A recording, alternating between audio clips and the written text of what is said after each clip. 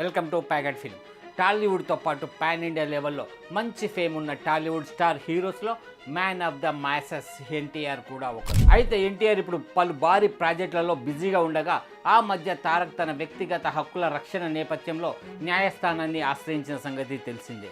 తన పేరుని కానీ ఫోటోలు లేదా ఇతర తనకు సంబంధించిన అంశాలు ఎవరైనా దుర్వినియోగం చేయడానికి వీలు లేకుండా ఉండేలా తాను కోరడం జరిగింది. ఎన్టీఆర్ ఆఫీస్ నుంచి వచ్చిన ప్రెస్ నోట్లో పలు కీలక అంశాలు ప్రస్తావించబడ్డాయి. రాజ్యాంగంలోని ఆర్టికల్ 19 మరియు 21 ప్రకారం జీవించే హక్కు మరియు స్వేచ్ఛకు, వ్యక్తిత్వం మరియు ప్రచార హక్కులు మరియు కాపీరైట్ చట్టం 1957 మరియు ట్రేడ్ మార్క్స్ చట్టం 1999లోని నిబంధనల ప్రకారం ఎన్టీఆర్ దాఖలు చేసిన పిటిషన్ను అనుసరించి కోర్టు జోక్యం చేసుకుంది. ఈ నేపథ్యంలో వ్యక్తిగత హక్కుల ఉల్లంఘన జరగకుండా ఎన్టీఆర్కు ప్రొటెక్షన్ కలుగజేస్తూ ఢిల్లీ హైకోర్టు ఉత్తర్వులు జారీ చేసింది.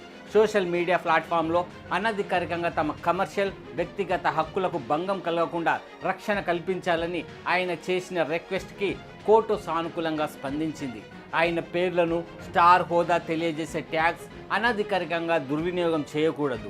అలాగే తనకు సంబంధించిన man of masses, young tiger లాంటి ట్యాగ్స్ని కూడా దుర్వినియోగం చేయకుండా నిరోధించాలని తన పిటిషన్లో అభ్యర్థించిన విషయం తెలిసిందే. ఒకవేళ ఇలాంటి పదాలను అనధికారికంగా వాడుతూ దుర్వినియోగం చేసినట్లు భావిస్తే చట్ట ప్రకారం చర్యలు తీసుకుంటామని తమ ఉత్తర్వులో తెలిపింది. తాజా ఉత్తర్వుల ప్రకారం ఎన్టీఆర్ వ్యక్తిత్వాన్ని, పబ్లిసిటీ రైట్స్ హరించే విధంగా వ్యాపార ప్రకటనలు, మార్ఫింగ్ చిత్రాలు, ఏఐతో రూపొందించిన కంటెంట్, వ్యాపార లాభాపేక్షకు అసమంజస కంటెంట్ విషయంలో ఈ చట్టం వర్తిస్తుంది. ఈ చట్టం ఎన్టీఆర్ హక్కుల రక్షణకు పాటుపడుతుంది.